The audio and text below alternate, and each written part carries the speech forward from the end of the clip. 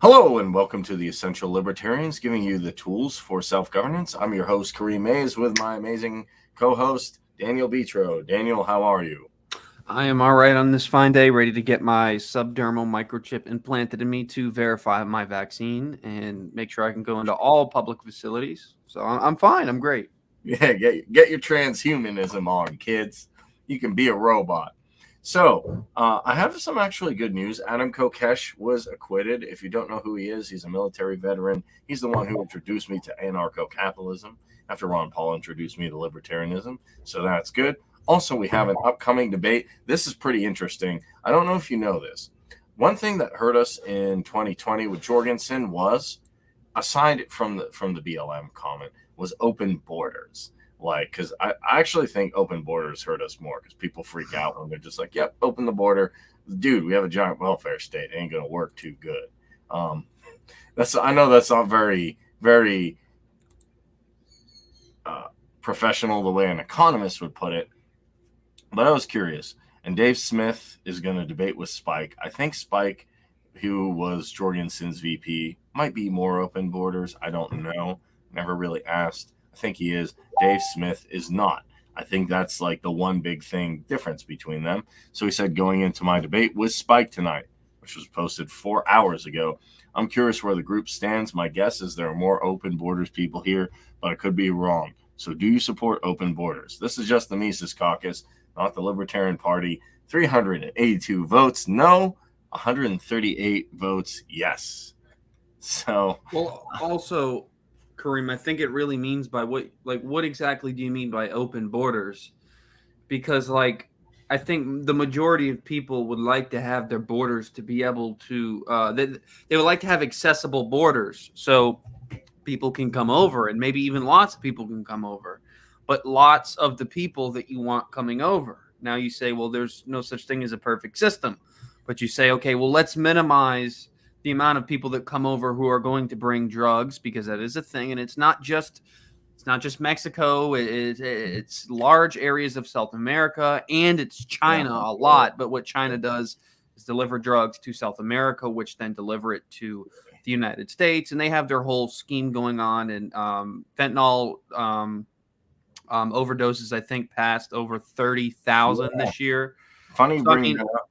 it's leading the pandemic on with the opioid crisis. I believe more people died from fentanyl than any sort of Percocets or any of those oxys and whatnot. So people are dying in large numbers from fentanyl, and that a lot of that is coming through the border. So we have to look at this and be like, okay, most people want people to be able to come to this country and succeed and have and benefit from the upward mobility that we've had for a long time. But the people who come should be vetted, and maybe even to a high degree. Now, I'm not talking harassment here, but what I am saying is that maybe it should be hard to get into a country that's so great, because how else is the country going to sustain itself? Yeah. It's like, okay, so you have this country that has had histories and histories of the Mayflower, of many, many different countries migrating towards here, coming here, being successful, and going through hurdles, of course, with the Jews and the fact that they weren't even allowed on Miami Beach for a while.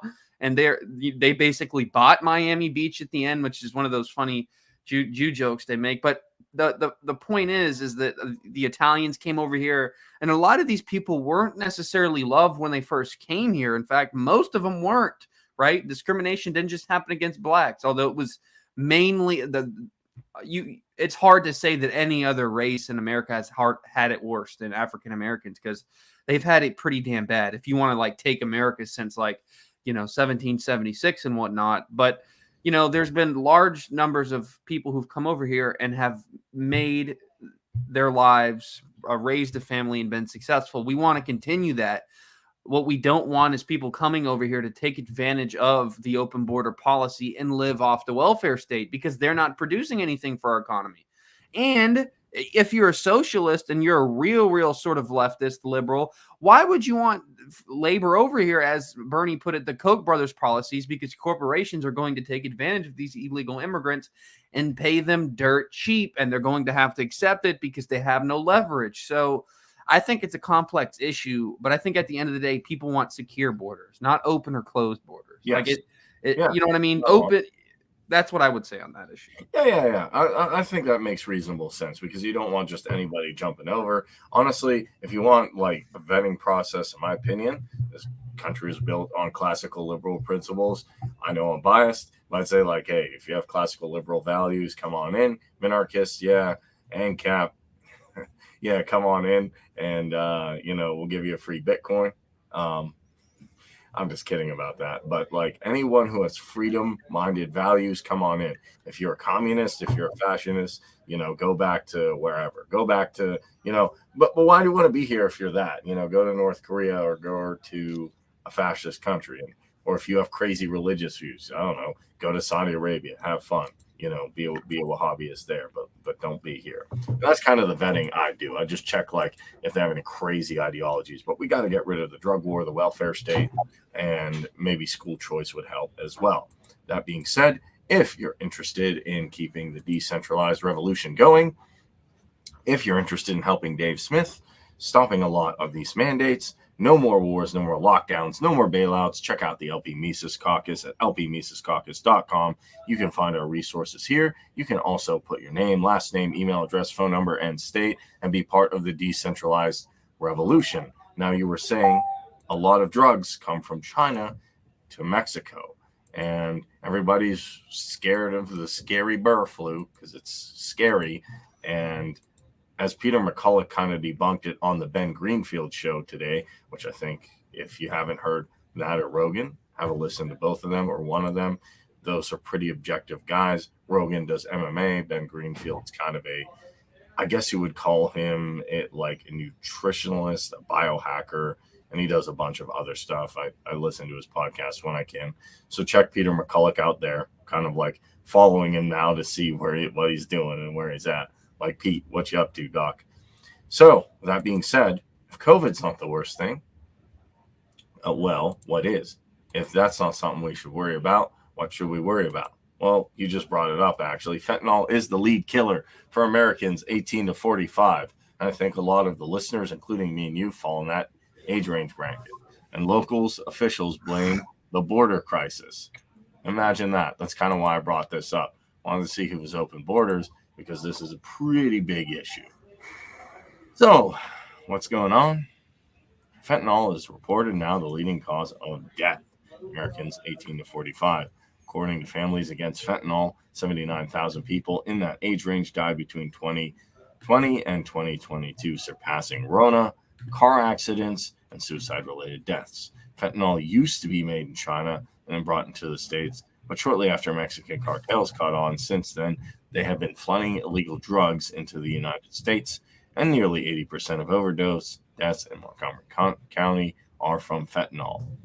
And he said there's a 90% chance drugs bought on the streets contain fentanyl. It's a synthetic opioid, 50 to 100 times more potent than morphine. And basically what he said, it didn't take long for the cartels to figure out how to produce fentanyl in labs. Ever since then, it's been a flood of illegal drugs that has been sent to the United States to poison our loved ones and friends. So one thing that I want to state on this is that in 2016 and 2017, China was the source of 97% of inbound shipments of high purity fentanyl, and the rest came from Mexico, which is usually in less pure formulations. And I'm just going to say this is a sort of a personal subject for me, and because I've lost multiple friends to fentanyl overdoses. I'm sorry to hear that. And both overdoses weren't because they were addicted to fentanyl. It's because they were addicted to, or not even necessarily addicted, but they were doing cocaine. One incident, what was Xanax and cocaine, and both were laced with fentanyl. Both OD'd, both died. And this is in the last year and a half now. They both passed away. Very young girls, less than 20, both less than 22 years old, right? And it makes me sad because here's the thing with fentanyl, and here's the thing with all these things, is it's not really affecting the older generation. As those numbers you just pulled up, you said it's affecting the younger generation, but I think the 45, yeah. I think one of the scariest things is, there's a lot of risk you can take, right? We go around in life and we analyze our surroundings and we say, what's worth our potential what's worth our mental and physical potential energy that we're going to exert, right? And we value things, and I'm sure you've probably heard Jordan Peterson and Huberman talk about this, but the white in your eyes were originally evolutionarily, biologically developed and evolved to have that white to see other people's eyes, to see other people's retinas. And everyone else who didn't have that white in their eyes millions of years ago either got killed or were not mated with, meaning females did not mate with those people. So that's a very important biological feature that evolved over time, is that white in your eyes, which is the reason why we're able to see other people's eyes and see where people's values are, where people are specifying their values. So we can see other people and we can see what other people are looking at, right? And usually what someone's looking at is typically what they're most interested in or what they value. Now, not a value in the sense necessarily of the standard of like you have values, but if you're looking at an object and that object is ascertaining your attention, you're valuing, there's some value of that object for you to keep your eyes on this, right? And the thing with biology is that as time has gone on, right, we've been using drugs for a long time, right? Human beings, years. We don't even really know how long we've been using substances, drugs, psychedelics, hundreds and thousands of years, most likely, right? Maybe even longer than that. So it's not necessarily a new phenomenon, the drug thing, but as time has gone on and society has sort of, technologically advanced and become more industrialized, drugs have gotten really, really potent and worse. And there's been man-made drugs. Now, this yeah, and that's one thing I wanted to add is, okay, cool. I'm sure the Aztecs and Incas used some form of psychedelics. I don't doubt they came up with Quetzalcoatl, if I'm saying his name right, by like, dude, hit this LSD. Oh, I'm going to be sacrificed in a couple days. Hey, man, there's a bird, dude. I saw in my dreams. And those are kind of cool. Like when Joe Rogan talks about DMT, I'm like, woohoo. Every time he makes me want to do it. Dude, every time Joe Rogan talks about DMT, I'm just like, yeah, I swear, I just want to go do DMT. But I was being kind of long-winded. The point that I'm getting at here is that it's very easy to make bad decisions and not know that those decisions are bad, because our young generation has been so demoralized, has been subjected and been subverted to hate themselves, to dislike themselves. The idea of what you should be has been completely exaggerated. When it comes to females specifically, they're being negatively affected through social media, due to distortion of body and body dysmorphia, looking at what one person looks like and assuming that that's what people look like, or even worse, because this is really dangerous, that's what other people, mates, other guys want to look at, when those individuals have digitally and cosmetically morphed themselves into something they don't look like. And you have females trying to distort themselves to copy what whoever the woman is on the top of the beauty hierarchy, whether it be Kim Kardashian or whoever. And then on top of that, you have the media, the outrage media that's getting everyone fearful, that's getting everyone on edge, that's making everyone emotional about these viruses. So they don't want to watch the news because it's all fear, it's all this. And then you have, I'm sorry to say this, I'm going to come for the boomers, but you have boomers who are just so out of touch with their children's lives.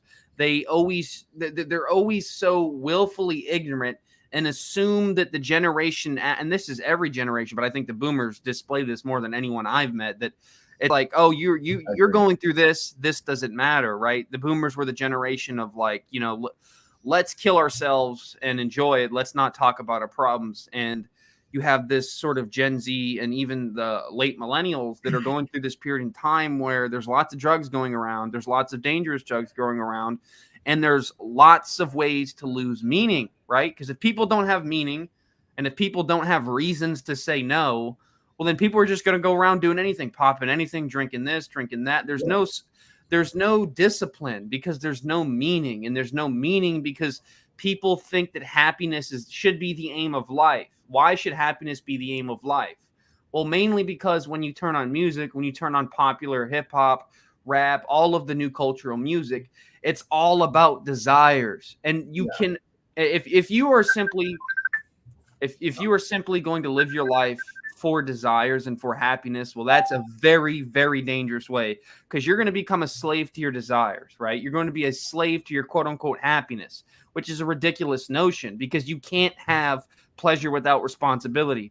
That's No. why porn is such a dangerous game. That's Yeah, why Dr. drugs are so Peterson dangerous. actually talks that, and I'm not gonna admit, like, I haven't done hard drugs, but here's the problem that I ran into is, I'm not gonna lie, some days I would work late and okay, yeah, I have Instagram and a phone, and there are some free OnlyFans. You get where I'm going. So yeah, it's a problem of purpose. Like, I don't really have like a Well, how do you say no? Well, how do you say no? It's like gratification has now become everywhere, and it's become instantized everywhere all the time. How like it's created such what you do is you have like a higher purpose. Like, I want to accomplish this, like Fiverr top rated seller. Okay, what do I want to do after that? I want to get, physically stronger. I want to be 5% body fat. I want to fix my high blood pressure issues. I want to fix my testosterone. Okay, what do I want to do after that? Maybe start a family, get a house, figure out, like, how can I make more crypto because the dollar's not working too well. So you keep accelerating from there. In addition to what I'd say is, there's a drug called K2 or Deuce. What happened is, people were smoking weed. People wanted the weed to be harder. People also wanted the weed to be stronger. Then they figured out ways to synthetically boost that weed and have it not show up in drug tests. The problem is, Deuce is extremely dangerous, and people do extremely stupid things with it. So yeah, without purpose, without direction, people are going to fall on all these drugs. Now, here's one thing I will say. I know Spike and Dave would say, end the drug war, because if you end the drug war, even if people fall, I'm saying they should have purpose. But let's say they don't. Let's say their boomer dad just says, "Oh, get a job, pick yourself up by your bootstraps." What's the old, and no one's supportive, and social media is not real life, but you take it as real life, and you get. I think there still should be clinics. I think like they had in Portugal. I actually saw this on a Michael Moore movie, I think, Where to Invade Next, and other places people told me where, okay, fine, I messed up with fentanyl, I messed up with this. Well, most people die in the streets or die here. You could have clinics specialized in helping those people. So there's a doctor there, be like, whoa, you're going too far. As opposed to like, hey, I'm getting street drugs and I'm going to die. So I don't want people to go through that. That's my solution. Yes, end the drug war, but people need purpose. So it's a twofold thing. I'm not against social conservatism and people taking personal responsibility. If I was, that wouldn't help. That being said, let's talk about one thing China's doing that annoys the heck out of me, and I can't understand it. So China appears to be building its own ballistic missiles. These are serious things with China's help, report says. So CNN reported that U.S. intelligence believes that Saudi Arabia is developing its own ballistic missiles. It said intelligence found recent transfers of missile technology between China and Saudi Arabia. Saudi Arabia has made foreign ballistic missiles that is not believed to have made its own before. So why do I think this is a big deal? I'll hit that in the next story, but I think it's a big deal for a number of reasons. And I'm not even going to say CNN's lying here. I actually do believe they're telling the truth. I actually do believe U.S. intelligence agencies are telling the truth, because they have no incentive to lie. Not saying I believe in them. They should be defunded. But U.S. intelligence agencies believe Saudi Arabia is building its own ballistic missiles. And they basically showed multiple exchanges of missile technology between the two countries. These are the two countries I really despise. I don't like North Korea, but like, if we're talking about like world powers or regional powers that I do not like, it would be Saudi Arabia and China. Saudi Arabia is known to possess foreign-made ballistic missiles, and they have a bunch of satellite images showing a complex near, I think it's Dawadini, a town 200 miles from the capital of Riyadh, that appeared to be manufacturing missiles. Saudi Arabia and neighboring Iran, which also own missiles, are bitter enemies. The U.S. has been trying to negotiate a new agreement to halt Iran's nuclear development. Neither the White House nor Saudi embassy in Washington, D.C. immediately responded to the insider's request for comment, and the CIA declined to comment. Why is that? Okay, you're probably going to ask, okay, well, China's doing their own thing. Why is that a big deal? Like, who kind of cares, right? I think it's interesting for two reasons. One, if you forget about Israel, and correct me if I'm wrong, I think I did look this up. If you forget about Israel, who's the number one, who's the, as Luke said, our second greatest ally, outside of NATO countries, is usually Saudi Arabia. Even Trump said, oh, I'm going to hold them accountable for 9/11. Then he sold them weapons. And I think that's pretty bad. Joe Biden's not any better, so I'm not giving Joe Biden or Obama any more, I mean, definitely not Obama. I mean, God, Obama was one of the most interesting presidents, right? Because I really do. I like a lot of things about him. Like, one of the things that me and you, Kareem, have talked about frequently is his speaking ability, and he's a great orator, right? Same thing with Reagan. Now, I think Reagan was a lot better on policy. Now, he still had bad policy, but you compare him with Obama, and it's like, well, Obama was maybe from the observational standpoint, as in saying how he acted, he didn't seem as he was a neolib, but he for sure was a neolib, like without a doubt. Like his policy, the amount of bombs he dropped. I mean, maybe you can say that Obama was weak and let the intelligence agencies run rampant while he was in office, which is definitely a possibility. But I also think that here's something. Here's some food for thought, right? The average IQ of the top 22 Nazi leaders was 128. Almost every Nazi leader had an IQ above 120. Every single one. Hitler was estimated to be around 138. Goring was 137, right? So all of these 22 leaders of the Nazi party, they all had insanely high IQs, 130s and 120s. So you're talking about these people were smarter than 93 to 95% of the population in the world. Really? That's how they manipulated people, right? And Obama, I believe, had probably somewhere around that IQ. So here's the deal, is like, these people are highly intelligent. That doesn't mean they're not dumb and don't do stupid things. And that doesn't mean that they don't have dumb ideologies and they can't be corrupted by belief systems.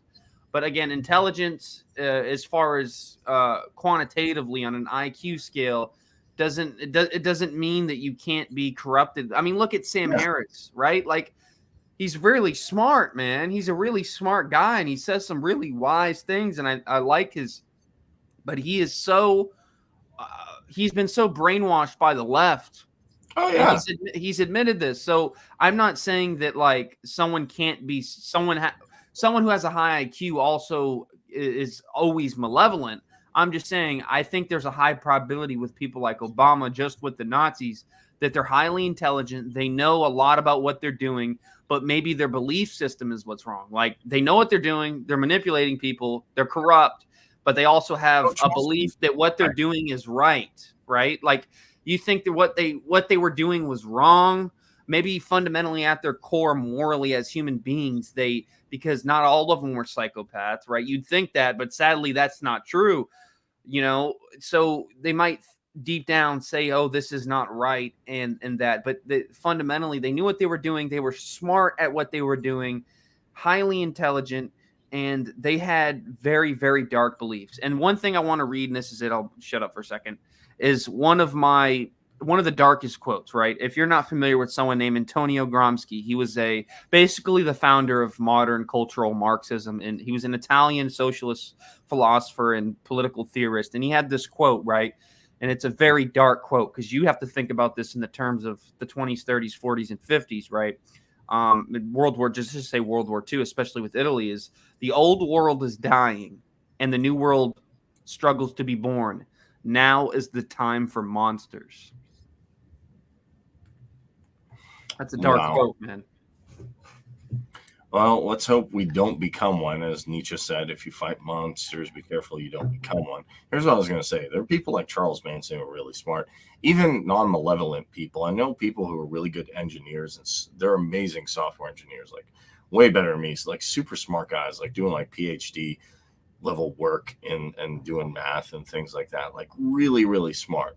But then when I've talked politics with them, it always comes down to, well, they think Bernie Sanders and socialism works. And I think you've met these types. They're super intellectual, but when it comes to the realm of politics and especially economics, they usually tend to favor fairly socialistic Well, policy. that's most of the socialists, and this is why socialism fails. And more specifically, this is why Stalin's socialism failed. And I'm not going to get into Lenin, but Stalin was like, okay, let's create this economy for one without knowing anything about an economy. Okay, but let's put these bankers and people who filled positions in certain areas of the economy prior to the complete and utter takeover of and creation of the Soviet Union. And let's have people who have managed some sort of market positions, who know something about accounting, right? That's sort of what his theory was. And let's put these accounting people and let's just let them take care of the money. They got it. They know what to do. Well, it turns out that's not how it works. You need lots of people with lots of specialties and lots of generalities who know how markets function. But it's not a market. So now you see the problem. You can't just put a banker in a socialistic world and it's like, well, let's just make sure everything gets equally distributed to everyone. No one owns private property, and bankers, you just take care of that. You got it. And it's like, that's not how reality works. Yeah, it's not. And sometimes you can get in such a hyper intellectual thought process of like things should just work this way. Or if everybody was equal, that's what I'm kind of guessing. Then you kind of create this world where, oh, well, yeah, okay, since I'm super smart, I got these resources. Well, everyone should be allowed to have these resources, and we should have socialism and free healthcare and everything because I got it and everybody needs it. And what they fail to realize is that the distribution, you can't figure out prices because you can't figure out prices. Exactly. You can't figure out value because you can't figure out value. You're going to have very, and that's it's even like, if you have a nice guy like Bernie, who I don't think Bernie's like malevolent like these guys. yeah, I don't either. I think he's He'd weak. still destroy things like Maduro, though. That doesn't mean things wouldn't go bad. Yeah.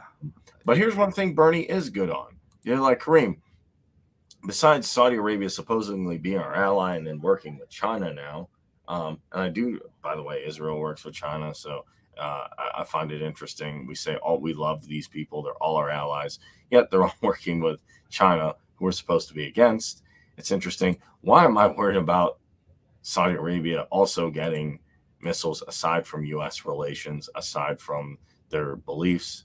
I think it's quite clear, and I think you probably know the answer as well. What's going on in Yemen? Like, I think we talk so much about COVID and the medical procedures and this, that we forget that 8 million people faced reduced rations and funding shortages. This is pretty big. People like, why do you always talk about Yemen? Well, I think there's a lot of people that say never again, never again, never again. You don't have to necessarily kill people physically to create a genocide. All you have to do, in my opinion, is, and this is worse in my opinion, is starve them or not give them resources. Why is that bad? Because I'd imagine dying of, even if you're in a war and you get just blown away and run over by an Abrams, I don't think that's nice. I wouldn't sign up for it, but it's probably a whole lot better than dying from hunger. So from January, 8 million are going hungry in Yemen who will receive a reduced food ration, while 5 million others are at immediate risk of slipping into famine, will remain on one full ration. Desperate times call for desperate measures, and we have to stretch our limited resources and prioritize focus on people who are in the most critical state. This is actually, people ask, why do you want Dave Smith to win? And I'm pretty confident in PA. There's a lot of patriots here and stuff, and there's quite a few hunters. We can handle this Rona and these mandates thing. We'll figure out something.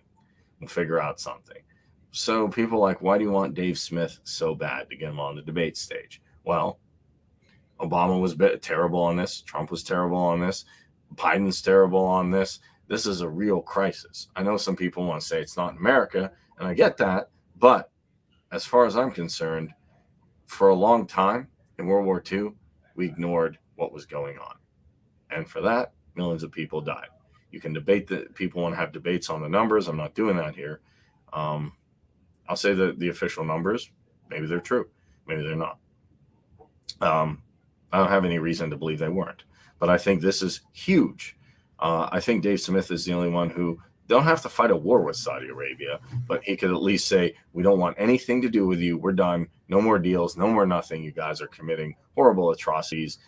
It's scary enough that China's mainly where are the feminists at? Because most of these atrocities they're committing are against women, where they can't drive, they're not legally a citizen, they can't swim, they're not allowed to wear hats, they cannot get any sort of inheritance from their parents. They can't do a lot of things in there. It's a legitimate patriarchy.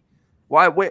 Where are these sort of feminist people who, you know, we saw coming out against Jordan Peterson and whatnot, claiming how patriarchal America has been and still currently is? Where are they in any of this, right? Because if there's any country that they should be protesting and standing up vehemently against, is Saudi Arabia. They commit atrocities against females every day there. They can't.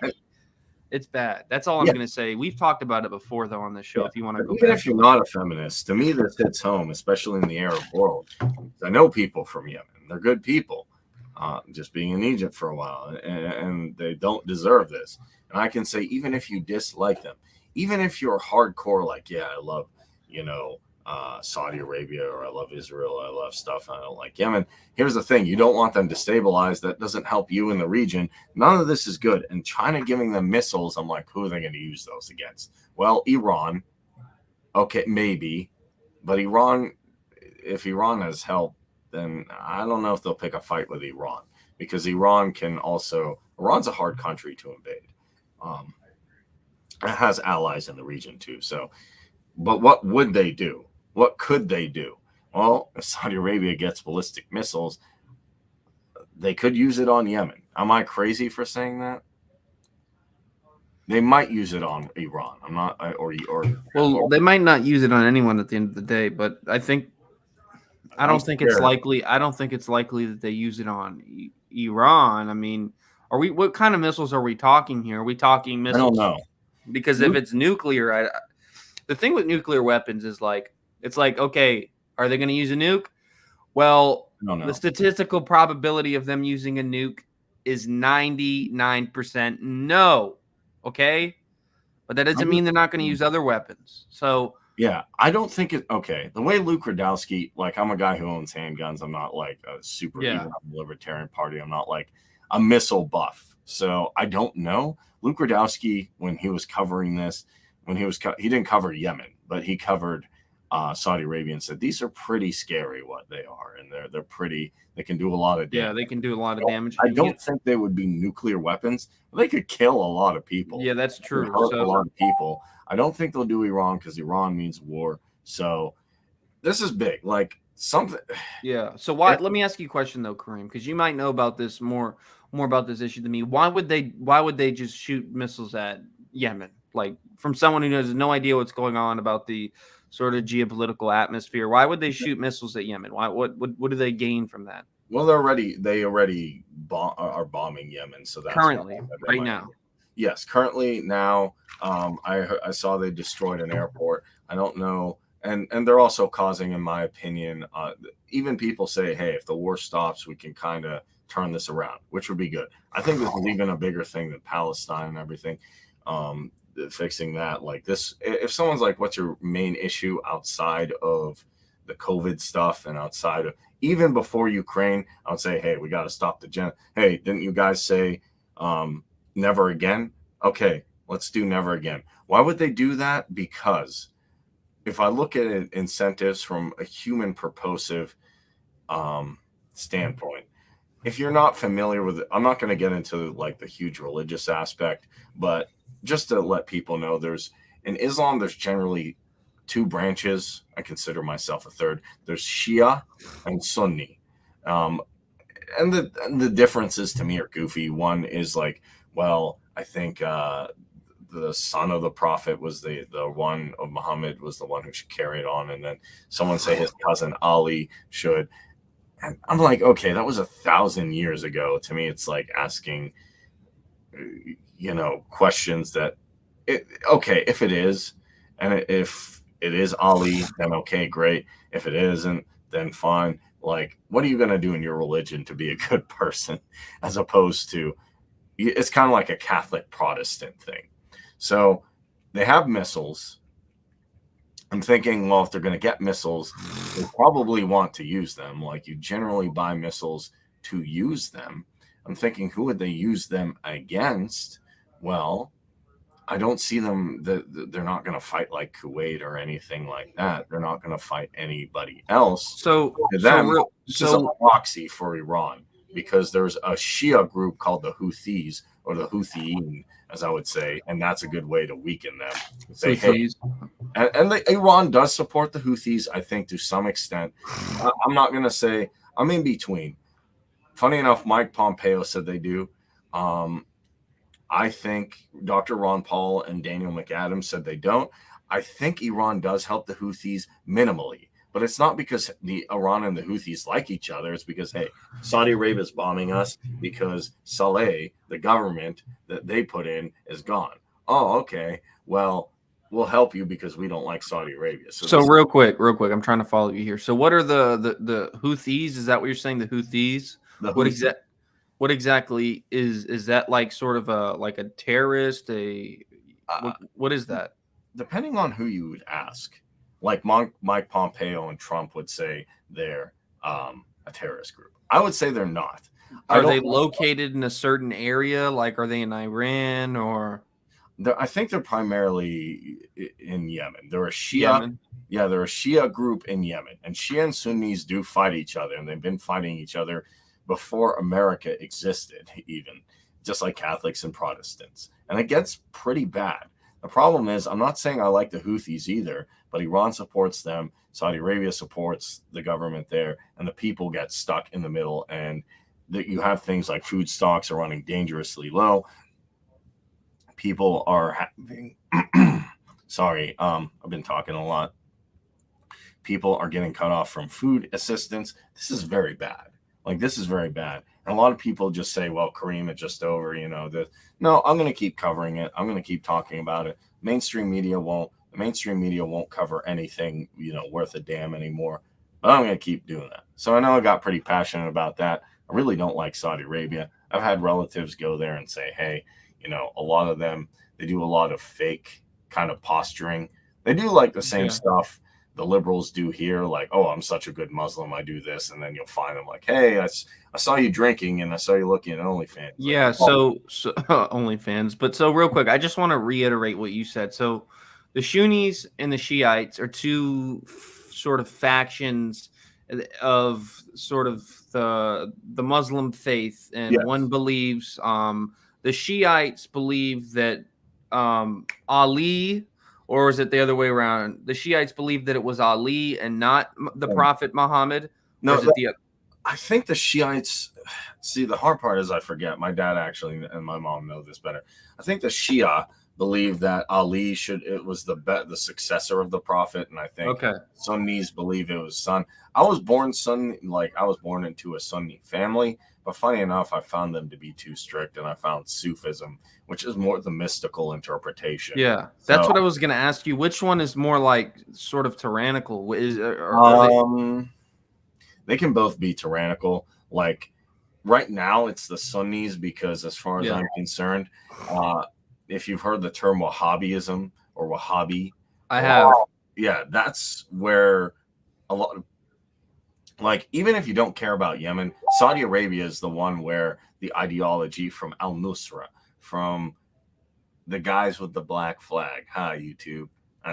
People know what I'm saying, but the crazy, weird, insane ideologies coming out right now are primarily Sunni. That's why I said I wanted to be. So both have the proclivity to be tyrannical, but currently and currently, as far as like, let's just say it's not like right now, but in the last like 3, 4, 5 decades or so, it's been the Sunni, and the Shiites aren't right now, but they have in the past. They can be. I'll put it to you this way. Let's take, like, if you have certain lifestyles. If you're Christian, you don't want to be in Saudi Arabia. I'm not saying you can't live there, but They like hate Christians. Why exactly? Why exactly do they hate Christians? they don't, because they think Islam's everything. So like there's some not like if you work there and if you're from a Western country, that's good. But like I don't they don't I don't think they'd be big on like Christians or Jewish faith. I'm just guessing here. So But why do you Iran think? has a Jewish community. Saudi Arabia Yeah. does. Now, if you're gay, don't be in either country. Dear God, don't be in it. So I'm not saying like Iran's a super progressive, like you Yeah, can't be gay or but transgender there. relative to like Saudi Arabia, it's not as sort of tyrannical and patriarchal. So here's what I think find peculiar about all this is it seems to be, and I'm gonna try my hardest not to make a general statement about the faith of the Muslim faith or anything like that, whether it be Sunni or the Shiites, but it seems to be that there's multiple factions of Islam that disagree when it comes to Sharia law and all that stuff, and they have different sort of philosophies on what's true, different interpretations, I'll say, and different beliefs. But it seems to be that in a lot of these Muslim countries that's the predominant religion, that they tend to be fairly tyrannical, fairly authoritarian, and definitely really restrictive, whereas a country like Israel, which is obviously predominantly Jewish, they allow Christians and Muslims to come in fine. Why is it, do you think, that these Muslim countries, and like you said, maybe Iran is not as bad as Saudi Arabia, but it's still bad. Why do you think it is that these countries are so hesitant to sort of adopt not necessarily Western values, but openness and diversity, because it would make their countries better? It would have more people come over there. Their GDP would increase, right? So why is it that they're so stubborn? Why is it that they're stuck in this sort of like this medieval time frame in this early 14th century mindset where they just won't accept anything? They're not able to move or compromise at all. I don't get it. Okay. I think there's multiple reasons, and like people always point to one. So I think if you watch a movie called Charlie Wilson's War, what they did to kind of get a lot of, the Mujahideen and all those to fight the Soviets were, hey, let's radicalize the madrasa schools. And that, in my opinion, pushed the Middle East back. Also, the collapse of the Ottoman Empire did not help. Also, I think there's an issue where there's a lot of older people, and like they have their boomers there, but their boomers. Oh yeah, way really. The boomers here are like, okay, yeah, I get a job. They're like, oh, that makes sense. You better pray 5 times a day, but it's changing. I mean, a lot of even Muslims from Saudi Arabia, like Saudi Arabia and Pakistan, they're still strict people. I'm meeting a lot of the younger generation who's like, let's do this, let's do that. Really? So even MBS, I don't like him at all, but to his credit, he's like, let's let women drive. So I'm hoping they do eventually have LGBT rights. I'm hoping they do eventually say, hey, we're not going to be restrictive with this, that, give women rights. That would be nice. So but as a start, stop bombing Yemen. Yeah, absolutely. But that's fascinating. That's very interesting to me. So prior to the United States, when it came to Great Britain, when it came to a lot of the dynasties in China, most of them were monarchies, absolute monarchies or not monarchies. And Great Britain, it was basically like you had this king, and, if the king's really bad, good luck overthrowing him, but he'll die out. And then eventually, if the king dies out, maybe the next generation will be less tyrannical and more willing to compromise with the individuals. And then it's like, no, we're sick of this system where we have to wait for rulers to die to possibly get someone who's less tyrannical. We're going to leave your country. We're going to fight you with the largest empire, and we're going to create our own sovereign land, right? But even then, you saw the first generation of Americans, the people who first came over here, the Franklins, the Jeffersons, the Washingtons, who came over here originally, and then after them, eventually they sort of were like, oh, okay, maybe our founding fathers were a little harsh on this. And then slowly but surely you have the adaptation of more openness when it comes to different things. Then you have the Civil War era, where you have people who are from the older generation who are like, there's no way we're getting rid of slavery, and it's been this way all the time. It should stay this way. This is how it should be. And you have the younger generation, and you have the people writing certain texts and whatnot who are like, no, this should change. This is not right. Then you have the generation after that.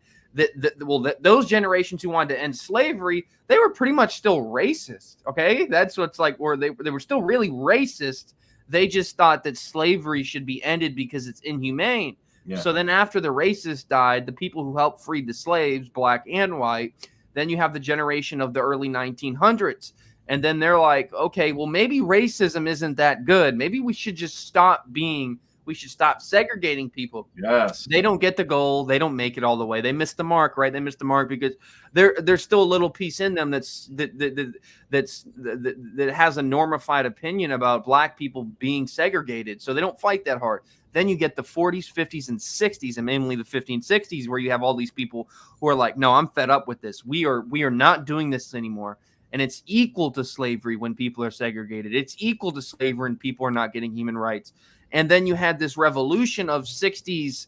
It was an absolute explosive time in American history where you had all of these populists, right? Malcolm X, Martin Luther King, all the Kennedys, all these guys that were populists, right? For different factions, but they were all populist, right? They spoke the word of the people, different sort of groups of people, but there were all these populists on the scene. Now, literally everyone gets assassinated.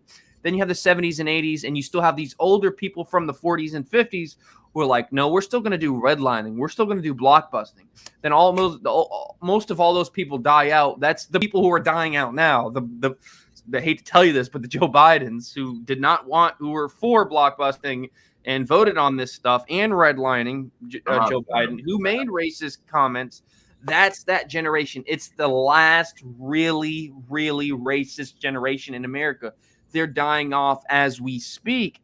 So I think what I'm looking at with this, from just based off what you tell me, because I have to go off what you're saying, and I trust you to a certain degree. And do your own research, because here's the hard part is I'm not like super religious or anything. Yeah, different opinions. Some people say, "Oh, Saudi Arabia is getting better." Sometimes say worse. I just say, hey, regardless of what it's doing progressively, like don't. So it's changing. From what it seems like, what I was getting to there is I was showing you how change happens over time, generationally. So I think, in maybe 30, 40, 50 years, when a lot of these, let's just say the boomers, as we call them here, they die out, and then they adopt a truly sort of progressive ideology, and they adopt diversity. You could really see the rise of a lot of these Muslim countries, as they were some of the most powerful and wealthy countries at one point, and empires in history. So I think very well you could see something like Iran or even Saudi Arabia eventually in the future adopting more Western principles. That'd be good if they got some classical liberal stuff. Yeah, but still maintain some of the cultural things, because I still do like Islam in a spiritual sense, not in a behavior modification sense. Anyway, let's talk about, speaking of progressive or not, let's talk about Putin. So people forget this thing on the Ukrainian border is still going on. Like, a lot of people say, oh, don't worry, nothing will happen. I don't know. I'm always the guy who says, I don't know, but my guess is it's still going to probably be tense for a while. Even if leadership changes. So what happens? Putin says Russia does not want war with Ukraine, but urges the West to meet his demands quickly. And from what I can see, it's a lot of standing off with Russia and NATO. And in my opinion, neither one of them are innocent. Neither one of these are girls selling Girl Scout cookies. But NATO, in my opinion, has done some terrible things.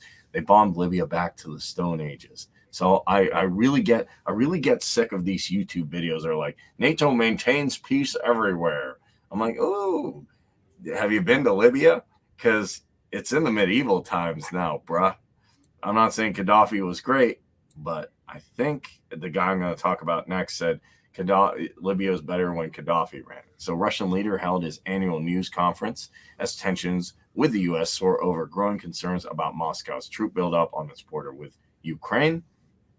This is today. Russian President Vladimir Putin sought to turn the tables on the West at his annual end-of-year news conference Thursday, blaming the United States and its allies, which I do, for soaring tensions over Ukraine, and suggesting that the ball is in their court to respond to Moscow's demands.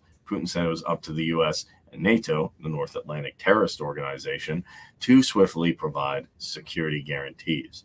Moscow demanded last week, although he insisted he doesn't want an armed conflict, which makes sense because they wipe out each other. The ball is in their court. Putin told more than 500 Russian and foreign reporters at the marathon event they need to respond to us with something. I don't know what that's going to be, but Russia amassed 100,000 troops across the Ukrainian border, prompting fears of an invasion as early as next month, but has repeatedly denied it has any plans to attack its neighbor. Putin sounded optimistic about the response to the security demands that the Kremlin issued last week, which called for NATO to halt its eastward expansion, as well as for legally binding security guarantees that certain offensive weapons won't be deployed to Russia's neighboring countries. He said Washington appeared ready to begin negotiations over its proposals early next year in Geneva, although it's unlikely that the U.S. and its allies will give the guarantees that he wants. What does he want? Moscow wants unconditional guarantees of its security now and in the future. It won't accept the expansion of NATO eastward to include Ukraine, he said, offering an aggressively Russian view of history to back up his security concerns. Putin said Ukraine was created by Vladimir Lenin, the founder of the Soviet Union. He also accused NATO of having fooled Russia with 5 waves of expansion since the Cold War and scorned the U.S. for inching closer to Russia's doorstep, adding that it sometimes seems Moscow and the West live in different worlds. You're demanding guarantees from me, Putin said. You should be giving guarantees, and immediately now. What does Sleepy Joe say? Biden officials are prepared to begin talks with Russia next month, although a date has not been agreed on. And the official said that Putin raised areas of concerns in the U.S. and is willing to discuss, but other demands remain off the table. What we've said is that there are some issues with Russia as raised that we believe we can discuss. Others they know very well we'll never agree to, as well as we have our own concerns to raise. That's what diplomacy is, because you and Trump really know about that.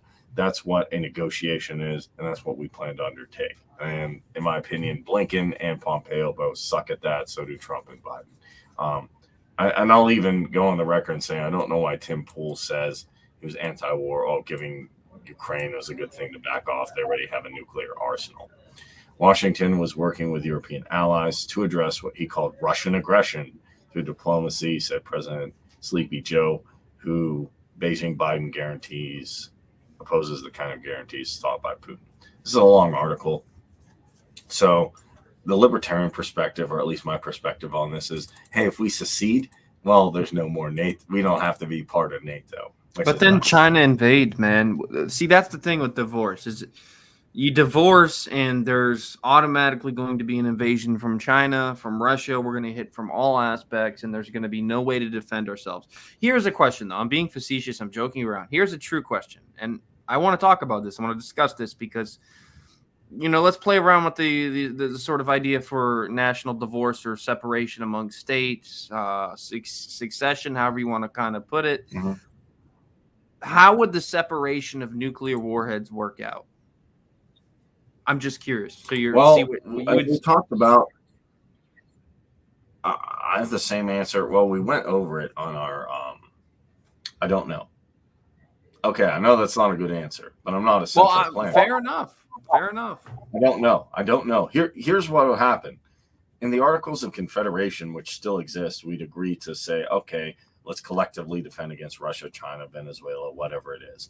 But my problem here is that, to me, this is a lot of saber rattling with Russia and Russia. I don't care if it is Russian aggression. We don't need it. Like, what does the average American, especially now, who's suffering through losing their business, losing their house, losing their livelihood, potentially, being threatened with, having to take some weird thingy that Kill Gates and Friends wants to put in them. How did they, like, out of everything, like, Ukraine is the last thing on my list. Even Taiwan, I'd be like, fine, okay, they have computer chips, Ford F-150, like, okay, we can at least look at that. But, like, dude, there's nothing in Ukraine. There's nothing in Ukraine. And other than nukes. Other than nukes and, like, I don't know, maybe there's a nice picture of, like, Stalin or something. I don't know, dude. Like, to me, This is just annoying. And I think It's posturing. That's what I think, Kareem. I think what's going on right now, and I was telling my brother this, is I think what's occurring right now in Russia and Ukraine is that Russia is posturing and they're trying to make a large display of power, large display of force, but they know deep down, as Putin stated, he does not want to invade Ukraine and he does not want hot conflict. And what that tells us is that Putin is mad about something. That something happens to be the whole NATO thing, and he does not want Ukraine to be recognized, and he's posturing to basically get NATO allies and NATO itself to upend his wants and his demands. But I don't think that he plans on doing anything, although there has been reports from inside of the Russian people from the Russian embassy in Russia that Putin has been acting irrational in the last few days. Who knows? But that might be the case. He also might be angry. He also might be mad. But listen, I don't necessarily blame him for being mad because I don't think NATO. Here's the thing with Russia is let's just say their country hasn't had the best time over the last 100 years. It's been fucking hell there. From 1912 to 1959, Russia killed 35 million of its own people. Yeah. Oh, yeah. I mean, like generations of Russians have been wiped out, and then go on to the Soviet Union. Millions died, and as a consequence of the collapse of the Soviet Union, North Koreans died as a collapse because they were basically funding North Korea's whole economy. So you had 6 million people die in North Korea as a result of the pullout of funding, and they pretty much all starved to death. And that's not counting the farmers and stuff who were shot to death. That's not counting all the prisoners, the prisoners in the gulags who were worked nearly to death and basically lived off of nothing and ate hardly anything and just stayed alive enough to work for Russia and build those nuclear weapons, or at least the components needed to make them.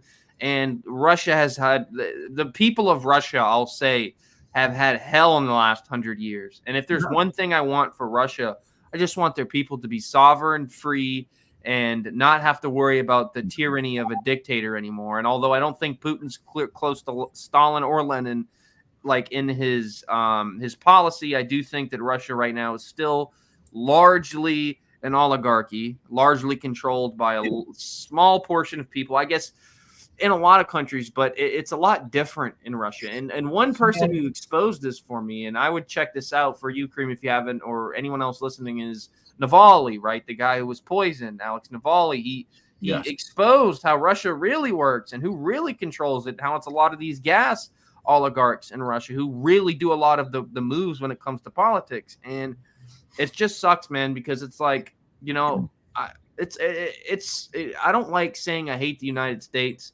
but I really think if there was if I was in office right now, and it would be my policy to make a decision as to like, what are we doing with Russia in this incident? I would say we leave them alone. We don't touch NATO. We don't touch Russia. We let them figure it out. Whatever happens, happens. If Ukraine gets invaded, it gets invaded, right? Why touch someone else's dirt when your soil hasn't been smothered, right? So like, why do it when your land has not been touched? And that might be sort of a selfish sort of perspective, but I think it's actually being selfless, because as soon as you involve yourself in others' business, you then adopt and accept the responsibility of their business. And that responsibility sometimes requires a lot of persistence. That's why we didn't win the wars in the Middle East. We didn't have persistence because we didn't have responsibility. We got in these places and we thought, well, let's just fix it up. Let's just fix it. Let's make it more democratic. Well, they don't want it democratic. Yeah. So let's be persistent. Well, it's hard being persistent against everyone, against a group of people who would do everything to get you to leave their country because they hate you and everything you stand for. And then on top of that, you're on their land and their home, and you think you can just walk around changing stuff? You can't walk in someone else's home and tell them how to redo their house, and tell them how to put the bed and the pillows on. We've been doing that since the 30s and 40s right now with so many countries, and it's never worked. Well, give me a time. Give me an example, you know, like just one for the pro-imperialists, the sort of Voshes and the Cenk Uyghurs. Like, when has us going into another country and trying to democratize it and install our Western values. When has it worked and succeeded on even a moderate level? Yeah. I didn't actually know Cenk Uygur and Vosh were pro-imperialist. I thought they were anti-imperialist. Well, they won't say they're pro-imperialist, right? Well, That's every imperialist. Yeah. They say they're anti-imperialist when they're so obvious. Like there's these clips from when Jimmy Dore was on the Young Turks, because that's where he got his start from. Yeah, I like and it. basically And disagreeing with Cenk about all the stuff that me and you'd be like, no, we should involve in. Cenk was like, no, I think we should get into Syria because he's killing his own people, and the same thing with Libya.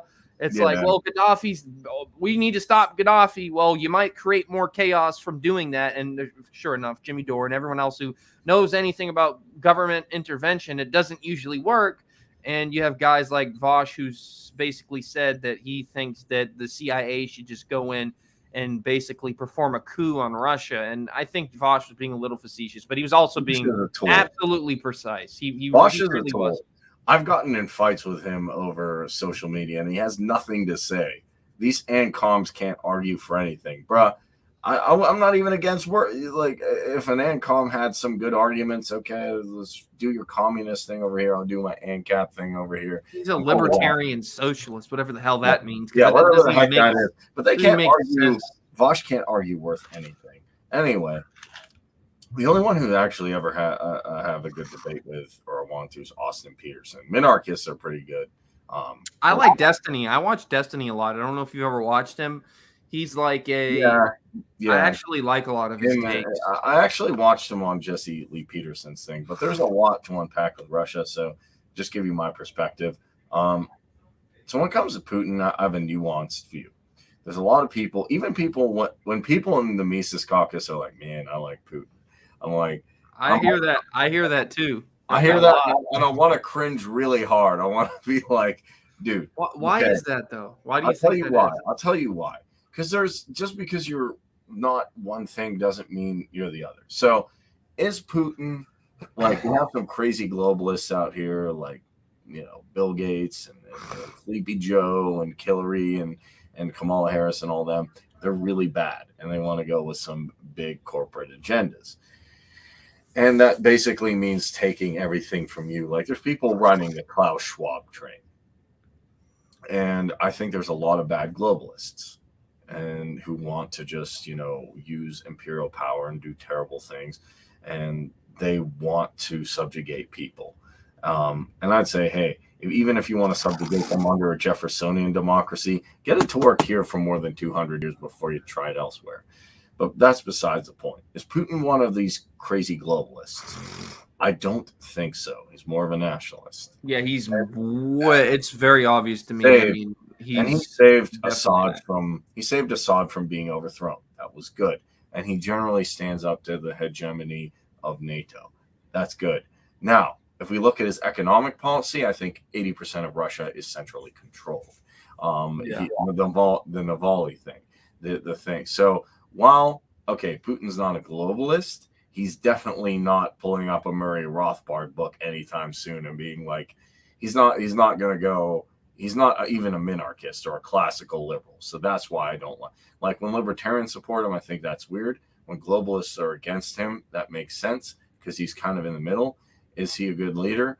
I'm not really saying he is. I don't think he is because everything's centrally controlled. But is he as bad as some of the people here in the West? I'd take him over Biden.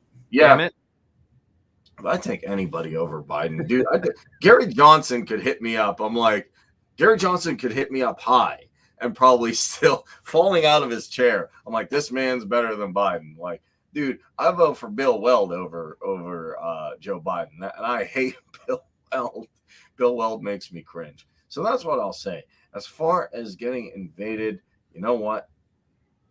I think we're more at a risk of a civil war than actual war if we don't fight with Ukraine. More people are saying that. Tim Pool is even saying, hey, a peaceful divorce might be the thing. Dave Rubin's even kind of saying it. And you know what? Marjorie Taylor Greene, who's on like authoritarian right, is like, hey, what do you guys feel about? And I looked at the comments. They're like, yeah, peaceful divorce. Let the blue states, the red states do their thing. John Podesta, Don't like him. No redeeming qualities. Not a good dude. Nothing about him's good. Oh, if Trump wins, the West Coast should secede.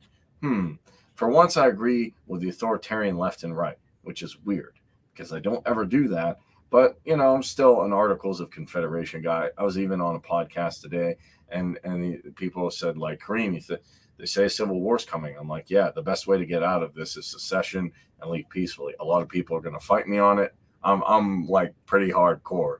I'm basically like, if you could make a meme of me, I would go transparent, and then I would be like General Lee or Lysander Spooner, like first in this class to secede. That's me. So I got one more story here because I think you know what it is. Let's talk about another goofy policy. It is principally this: the Hill. So what happened? You're familiar with this, so I'm not going to go super far. Trump, basically, in an interview with conservative media personality Candace Owens, pushed back on claims undermining the efficacy of a certain medical procedure. And Tuesday, the episode of the Daily Wire show, Candace said, hey, he's taking credit for the incredible speed of how this medical procedure was developed in his time in office and his partnership with private pharmaceutical companies. I came up with, he says he's the father of this medical procedure. 3 of them, all are very, very good. Came up with 3 of them in less than 9 months. It was supposed to take 5 to 12 years. Which I would have been okay with because the dollar would have crashed by then. Owens then said to Trump that more people died from the virus in 2021, 2020, even with the medical procedure being given to the public, taking a shot at Biden. Yet more people have died under COVID this year, Owens told Trump. By the way, under Joe Biden than under you. And more people took the vaccine this year. So people are questioning how. What did he say? Oh no, the vaccines work, but some people aren't the ones. The ones who get very, very sick, go to the hospital, are the ones who don't take the medical procedure. But it's still their choice. And if you take the medical procedure, you're protected. Look, the results of the medical procedure are very good. If you do get it, it's a very minor form. People are not, this is what gets me, people are not dying when they take this medical procedure. And then, he had to sit down with Bill O'Reilly, said he got the booster, all that stuff. Going to echo former President Trump. Can you play the clip? I think there was a clip about with Candace Owens and Trump. I want to see it. It was on that clip right there.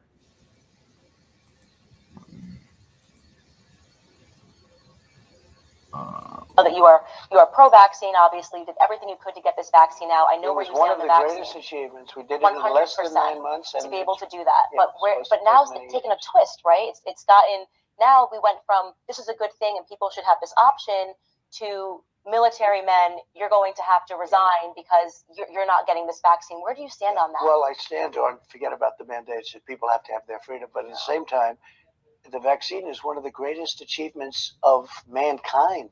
We would have had in 1917, remember the Spanish flu, killed perhaps 100 million people. Actually, it ended the First World War because the soldiers were so, a lot of people don't know that. The soldiers got so sick. It was a terrible thing. There were no vaccines. There was no anything. I came up with a vaccine, with 3 vaccines. All are very, very good. Came up with 3 of them in less than 9 months. It was supposed to take 5 to 12 years. And yet more people have died under COVID this year, by the way, under Joe Biden, than under you. And more people took the vaccine this year. So people are questioning how... Well, no, the vaccine worked, but some people aren't taking it. The ones that get very sick and go to the hospital are the ones that don't take the vaccine. But it's still their choice. And if you take the vaccine, you're protected. Look, the results of the vaccine are very good. And if you do get it, it's a very minor form. People aren't dying when they take the vaccine. What about the masking of children? That's a big one for moms right now. I think it's a terrible thing. That flies in the face of science. The kids have a virtual 0% chance of dying of COVID, and yet they're insisting on these vaccine mandates. On these masking mandates, and now even the vaccine mandates for small children. And what's going on there? I think what's happening is you look at the masks where Fauci and a lot of other people said masks don't mean anything. All of a sudden, he becomes a radical masker. I don't like to see masks. I swear it. I have a hard enough time sitting in school. It's like China. I've been to China. And yet China's education system's a hell of a lot better than ours. You know what? They're rated number 2 or 3, and we're rated number 44. But masking children, I mean, No, it's bad. the way it looks, right? It doesn't look like a free country. I'm against it. Well, here's the deal. It's like, Okay. okay, yeah, that wasn't like the hottest take, but I swear, stuff that Trump says is just so funny, man. Like, that's why I want him president, man. Anyways, it's simply because of how just he doesn't care, man, and that's also not necessarily a positive, I but mean, like wait, he's is Abbott- brutal. He's usually brutally honest. I mean, Yeah. when do you think he was lying in that? You think he was No. lying? Dude, I do not think he's lying. You know what? Here's how I put it together. Now, one thing He people- lies about like his net worth and stuff. Like he lies yeah, about yeah, stuff yeah, he yeah. doesn't need to lie Let about. me quantify one thing though. Joe Biden initially said, "Oh, there won't be a mandate. You'll be good. No mandates. We just suggest you do it." And then Joe Biden. So I don't trust politicians when they say, "Oh, you shouldn't do something," or the war is bad, or Iraq was bad, because then they go and Obama said that and it's serious. So I'm skeptical of every politician, even when I like them, even Dave Smith. So, and I think you need to be skeptical of everyone. Don't trust anyone like Thomas Jefferson said, bind them down with the chains of the Constitution. And it's funny. Yeah, I get it. Like I thought it was pretty hilarious. I think it's funny. You can ask President Abbott after Texas leaves, what he thinks. And President Abbott's probably going to be pretty funny of your state. I'm just kidding. Maybe not. But I think it's interesting that I think he is lying though. Like he believes it, but the hard part for me is like 99.95% survival rate would not be the Spanish flu. That's one. Two. Yeah, that's way far from it. Yeah.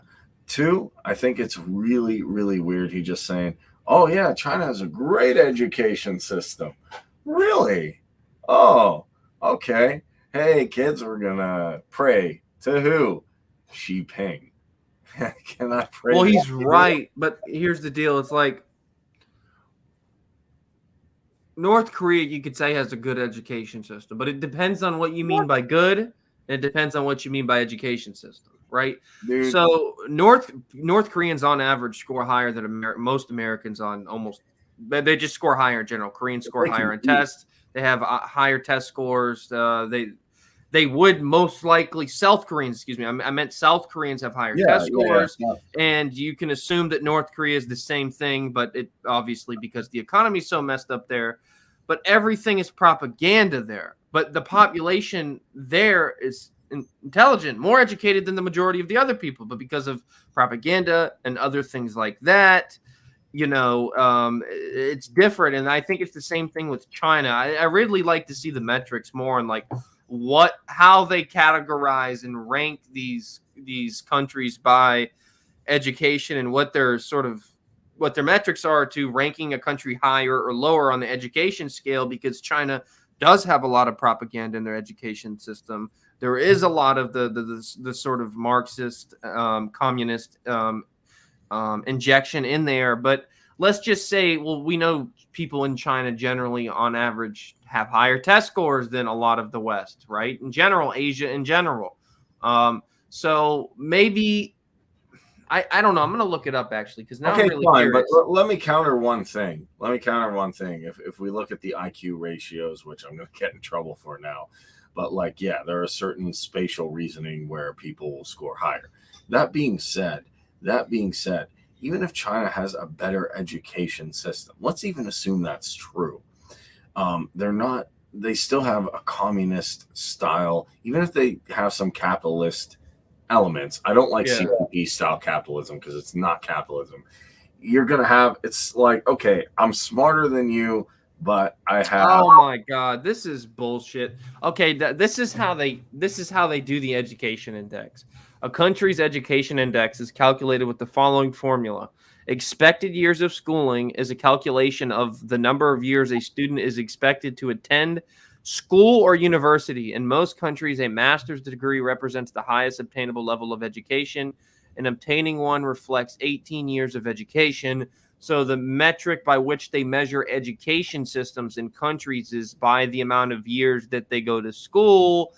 I don't actually agree with that at all, because even at 18 years, each year, it really has to be on an individual school basis. Like, you have to go in these schools, look at the rubric, look at what they're teaching, verify it, see how accurate the teacher is being, see how efficient she's being in explaining it, see how efficient that they're being in giving students the ability to learn, speak, have dialogue in the classroom, and truly learn and absorb through different learning methods.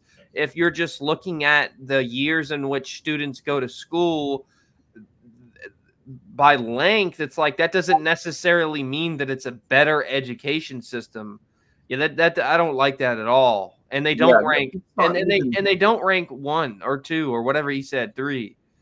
That they I don't know. I don't know where he gets it. See, the problem. Yeah, see, I just looked at world's best education system. This is 2021.